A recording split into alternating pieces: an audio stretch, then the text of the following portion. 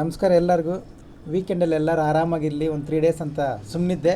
But ಸುಮಾರು ಜನ message ಮಾಡ್ತಾಯಿದ್ದಾರೆ, ಸರ್ ವೀಡಿಯೋ ಅಪ್ಲೋಡ್ ಆಗಿಲ್ಲ, ಸರ್ ವೀಡಿಯೋ ಅಪ್ಲೋಡ್ ಮಾಡಿ ಅಂತ. ಪ್ರಾಮಿಸ್, ನಾನು ಇಷ್ಟೊಂದು ಎಕ್ಸ್ಪೆಕ್ಟ್ ಮಾಡಿರಲಿಲ್ಲ ನೀವೆಲ್ಲ ಸಪೋರ್ಟ್ ಮಾಡ್ತೀರಿ ಅಂತ. ನಿಮ್ಮ ಸಪೋರ್ಟ್ ಹೀಗೆ ಇರಲಿ. ನಿಮ್ಮ ಸಪೋರ್ಟ್ ಹೀಗೆ ಇದ್ದರೆ ನಮ್ಮ ಗ್ರೂಪ್ ಇನ್ನೂ ಸ್ವಲ್ಪ ಮೇಲಕ್ಕೂ ಹೋಗಲಿ, ಬೇಗನೆ ಬೆಳೀಲಿ. ಇದ್ರ ಕಡೆಯಿಂದ ನಿಮ್ಮ ಸಪೋರ್ಟಿಂದ ಇನ್ನೂ ಒಂದು 4 ಜನಕ್ಕೆ ಹೆಲ್ಪ್ ಆಗಲಿ.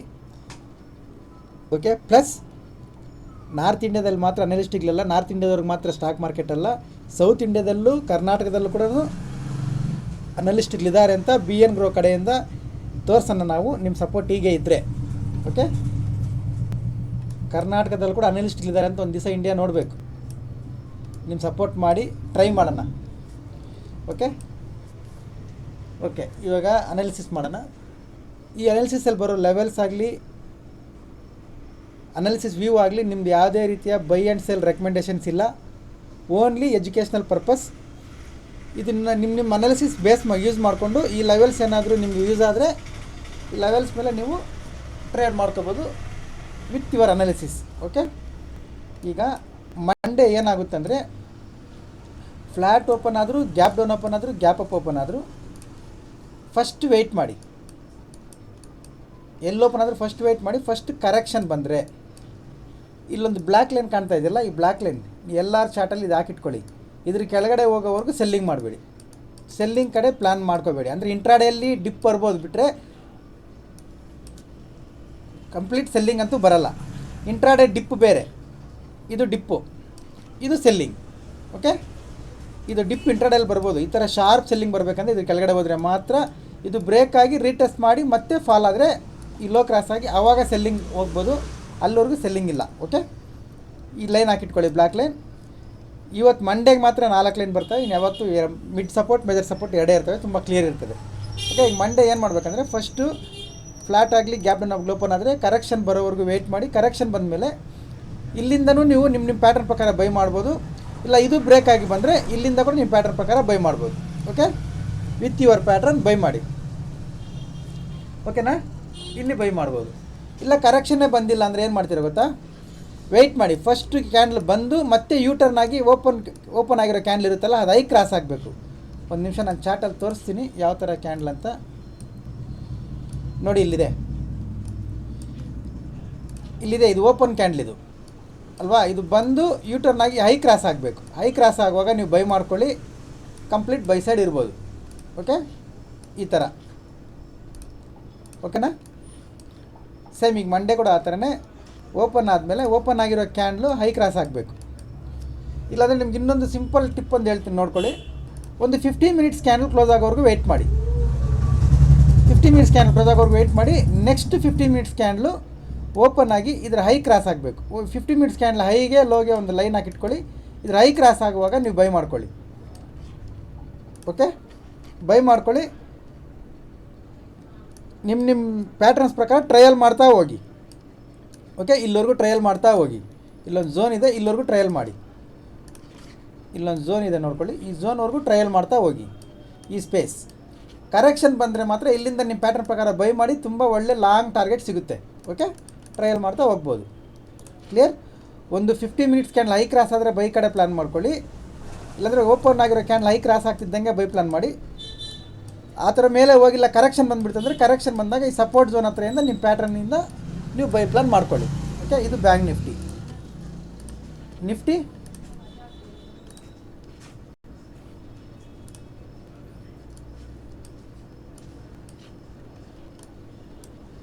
ನಿಫ್ಟಿ ಫ್ಲ್ಯಾಟ್ ಓಪನ್ ಆದರೂ, ಗ್ಯಾಪ್ ಅಪ್ ಓಪನ್ ಆದರೂ, ಗ್ಯಾಪ್ ಡೌನ್ ಓಪನ್ ಆದರೂ ಈ ಝೋನಲ್ಲಿ ಎಷ್ಟು ತಿರುಗುತ್ತೋ ತಿರುಗಲಿ, no problem, no issue. Okay. ಇದು ತಿರುಗಿ ಡೌನ್ ಸೈಡ್ ಬ್ರೇಕ್ ಕೊಟ್ಟರೆ ಮತ್ತೆ ರೀಟ್ರೇಸ್ ಮಾಡುತ್ತೆ. ರೀಟ್ರೇಸ್ ಮಾಡಿ ಲೋ ಕ್ರಾಸ್ ಆಗುವಾಗ ನೀವು ಡೈಲಿ 10 ಲಾಟಲ್ಲಿ ಮಾಡ್ತೀರಿ ಅಂದರೆ 5 ಲಾಟ್ಸಲ್ಲಿ ಮಾಡಿ. ಸೆಲ್ಲಿಂಗ್ ಸೈಡ್ PE ಕಡೆ 5 ಲಾಟ್ಸಲ್ಲಿ ಮಾಡಿ. ಓಕೆ. 5 ಲಾಟ್ಸಲ್ಲಿ ಮಾಡಿ. ಪ್ಲಸ್ ಸ್ಟ್ರಾಂಗ್ ಆಗಿ TSL ಮೇಂಟೈನ್ ಮಾಡ್ತಾ ಬನ್ನಿ. TSL ಅಂದರೆ ಟ್ರೈಲಿಂಗ್ ಸ್ಟಾಪ್ ಲಾಸ್, ಅದನ್ನು ಮೇಂಟೈನ್ ಮಾಡ್ತಾ ಬನ್ನಿ. ಡೌನ್ ಸೈಡ್ ಟ್ರೇಡ್ ಮಾಡ್ತೀನಿ ಅಂದರೆ ಈ ಸ್ಪೇಸ್ವರೆಗೂ ನೀವು 200 ಪಾಯಿಂಟ್ಸ್ ಇದೆ, 200 ಪಾಯಿಂಟ್ಸ್ವರೆಗೂ ನೀವು PE ಕಡೆ ಪ್ಲ್ಯಾನ್ ಮಾಡಿಕೊಂಡ್ರೆ ಟ್ರಯಲ್ ಮಾಡ್ತಾ ಬನ್ನಿ. 50% ಕ್ವಾಂಟಿಟಿಯಲ್ಲಿ ಮಾತ್ರ ಮಾಡಿ. ಓಕೆ. ಇಲ್ಲಾಂದರೆ ಈ ಝೋನಿಂದ ಮಾರ್ಕೆಟು ಫೈಟ್ ಮಾಡಿ ಒಂದು ನಿಮಿಷ ಮಾರ್ಕೆಟ್ ಫೈಟ್ ಮಾಡಿ ಈ ಝೋನಿಂದ ಆಚೆ ಬಂದರೆ ಈ ಝೋನಿಂದ ಆಚೆ ಬಂದರೆ ಒಂದು ಕ್ಯಾಂಡಲ್ ಸ್ಟ್ರಾಂಗ್ ಕ್ಯಾಂಡಲ್ ಬ್ರೇಕ್ ಆಗಿ ಕ್ಲೋಸ್ ಆಗಬೇಕು. ಕ್ಲೋಸ್ ಆದಮೇಲೆ ಇಲ್ಲೊಂದು 2-3 ಕ್ಯಾಂಡಲ್ ಆಲ್ಟ್ ಕ್ಯಾಂಡಲ್ ಬರುತ್ತೆ, ರೀಟ್ರೇಸ್ ಮಾಡಿ ಒಂದು 2-3 ಕ್ಯಾಂಡಲ್ ಆಲ್ಟ್ ಕ್ಯಾಂಡಲ್ ಬರುತ್ತೆ. ಈ ಝೋನಲ್ಲಿ ನೀವು ಎಲ್ಲಿ ಬೈ ಮಾಡ್ಕೊಂಡ್ರೂ ನಿಮ್ಮ ಟಾರ್ಗೆಟ್ ಇದು ಬರುತ್ತೆ. ನಿಮ್ಮ ಹತ್ರ ಫಂಡ್ ಇದ್ದರೆ ಒಂದು ಪುಟ್ನ ಸೆಲ್ ಮಾಡಿ ಇಲ್ಲ ಸರ್ ನಾನು ಇಂಟ್ರಾಡೇ ಪ್ಲೇಯರು, ನನ್ನ ಹತ್ರ ಅಷ್ಟೊಂದು ಫಂಡ್ ಇಲ್ಲ ಅಂದರೆ ಕಾಲ್ನ ಬೈ ಮಾಡ್ಕೋಬೋದು, ನಿಮ್ಮ ರಿಸ್ಕ್ ರಿವಾರ್ಡ್ ರೇಷೋ ನೋಡಿಕೊಂಡು. ಓಕೆ, ಇಲ್ಲಿಂದ ಇಲ್ಲಿವರೆಗೂ ಇದು ಮೇಲೆ ಹೋಗೋ ಚಾನ್ಸಸ್ ಜಾಸ್ತಿ ಇದೆ, ಈ ಕಡೆ ಅಪ್ಸೈಡ್ ಚಾನ್ಸಸ್ ಜಾಸ್ತಿ ಇದೆ. ಮೇಲೆ ಅಂದರೆ ಗೊತ್ತಲ್ಲ, CE ಲೋ ಫಂಡ್ಸ್ ಇರೋರು ಆಪ್ಷನ್ ಬೈಯಿಂಗ್ ಮಾಡೋರು CE ಕಡೆ ಪ್ಲ್ಯಾನ್ ಮಾಡಿ, CE ಬೈ ಮಾಡೋಕ್ಕೆ ಪ್ಲ್ಯಾನ್ ಮಾಡಿ. ಫಂಡ್ ಜಾಸ್ತಿ ಇದೆ, ನನಗೆ ಪ್ರಾಬ್ಲಮ್ ಇಲ್ಲ ಅಂದರೆ ಪುಟ್ನ ಸೆಲ್ ಮಾಡಿ. ನಿಮಗೆ DK ಅಪ್ ಆ್ಯಂಡ್ ಡೌನ್ ಆದರೂ ಕೂಡ ನಿಮಗೆ DK ಪ್ಲಸ್ ಮೂಮೆಂಟಮ್ ಎರಡೂ ಕ್ಯಾಪ್ಚರ್ ಆಗಿ ಬರುತ್ತೆ. ಓಕೆನಾ, ಕ್ಲಿಯರ್? ಈ ಕಡೆಯಿಂದ CE ಪ್ಲ್ಯಾನ್ ಮಾಡ್ಕೋಬೋದು, ಇಲ್ಲಿ 50% ಕ್ವಾಂಟಿಟಿಯಲ್ಲಿ PE ಪ್ಲ್ಯಾನ್ ಮಾಡ್ಕೋಬೋದು. ಇದು ನಿಫ್ಟಿ. ಬ್ಯಾಂಕ್ ನಿಫ್ಟಿಯಲ್ಲಿ ಕೂಡ ಇನ್ನೊಂದು ಸತಿ ಎಕ್ಸ್ಪ್ಲೇನ್ ಮಾಡ್ತೀನಿ ನೋಡಿ. ಬ್ಯಾಂಕ್ ನಿಫ್ಟಿಯಲ್ಲಿ ಬಂದು ಈ ಝೋನ್ಗೆ ಬಂದರೆ CE ಪ್ಲ್ಯಾನ್ ಮಾಡಿ. ಇಲ್ಲ ಮಾರ್ಕೆಟ್ ತುಂಬ ಅಗ್ರೆಸಿವ್ ಆಗಿ ಯಾವಾಗ ಹೋಗ್ತಾಯಿದೆ ಸರ್, ಇಷ್ಟೇನ ರೇಂಜ್ ಇರೋದು ಮಾರ್ಕೆಟ್ಗೆ ಅಂದರೆ ಈ ರೇಂಜ್ ತುಂಬ ದೊಡ್ಡದಿದೆ, ನಿಮ್ಗೆ ನೋಡೋಕ್ಕೆ ಚಿಕ್ಕದಾಗಿ ಕಾಣುತ್ತೆ, ತುಂಬ ದೊಡ್ಡದಿದೆ. ನೀವು ಬ್ಯಾಂಕ್ ನಿಫ್ಟಿಯಲ್ಲಿ ಲಾಂಗ್ ಟರ್ಮ್ ತೊಗೋಬೇಕಂದ್ರೆ ಈ ರೆಸಿಸ್ಟೆನ್ಸ್ ಲೈನ್ ಇದೆಯಲ್ಲ, ಮಿಡ್ ರೆಸಿಸ್ಟೆನ್ಸ್, ಆ್ಯಕ್ಚುಲಿ ಇಲ್ಲಿ ತೊಗೋಬೋದು, ಬಟ್ ಇದಕ್ಕೆ ಸ್ವಲ್ಪ ಎಕ್ಸ್ಟ್ರಾ ಇಟ್ಟಿದ್ದೀನಿ ನಾನು. ಇಲ್ಲಿ ಇದು ಯಾಕೆ ಇಟ್ಟಿದ್ದೀನಿ ಅಂತ ಆಮೇಲೆ ಅದು ಒಂದು ಕ್ಲಾಸ್ ಮಾಡುವಾಗ ಹೇಳ್ತೀನಿ. ಇಲ್ಲಿ ಇದ್ರ ಹೈ ಕ್ರಾಸ್ ಆಗುವಾಗ ನೀವು ಇಲ್ಲಿಂದ ಒಂದು ಪುಟ್ನ ಸೆಲ್ ಮಾಡ್ಬೋದು, ಇಲ್ಲಿಂದ ಮಾರ್ಕೆಟ್ ಲಾಂಗ್ ಟರ್ಮ್ ಮೇಲೆ ಹೋಗುತ್ತೆ. ಇಷ್ಟು ಹೈಯರ್ ರೇಂಜಲ್ಲಿ ತೊಗೋಬೋದಾ ಸರ್ ಅಂದರೆ ತೊಗೋಬೋದು, ಬೇಕಾದರೆ ನೀವು ತೊಗೊಂಡಿಲ್ಲ ಕೂಡ ಪೇಪರಲ್ಲಿ ಬರೆದಿಟ್ಕೊಳ್ಳಿ, ಪೇಪರ್ ಟ್ರೇಡ್ ಮಾಡಿ ನೋಡಿ, ವರ್ಕ್ ಆಗುತ್ತೆ ಎಲ್ಲ ಚೆಕ್ ಮಾಡಿ ಹೇಳಿ. ಕ್ಲಿಯರ್? ನೀವು ಒನ್ಸ್ ಈ ಲೈನ್ ಕ್ರಾಸ್ ಆಗುವಾಗ ನೀವು ಒನ್ಸ್ ತೊಗೊಂಡ್ರೆ CE ತೊಗೊಂಡ್ರು ನಿಮ್ಮ ಟಾರ್ಗೆಟ್ ಬಂದುಬಿಟ್ಟು ತುಂಬ ದೊಡ್ಡದಿರ್ತದೆ. ಆಲ್ ಟೈಮ್ ಹೈ ನಿಮ್ಮ ಟಾರ್ಗೆಟ್ 48,500 ಇರುತ್ತೆ ನಿಮ್ಮ ಟಾರ್ಗೆಟ್. ಪುಟ್ನ ಸೆಲ್ ಮಾಡಿಕೊಂಡ್ರೆ ಒಳ್ಳೆ ಟಾರ್ಗೆಟ್ ಬರುತ್ತೆ. ಈ ರೆಸಿಸ್ಟೆನ್ಸ್ ಅಬೌವ್ ಅಂದರೆ ಮಿಡ್ ರೆಸಿಸ್ಟೆನ್ಸ್ ಇದೆಯಲ್ಲ ಅದ್ರ ಮೇಲೆ. ಓಕೆನಾ?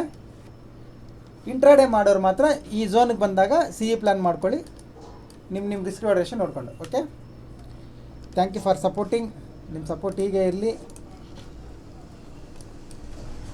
Happy weekend. Thank you.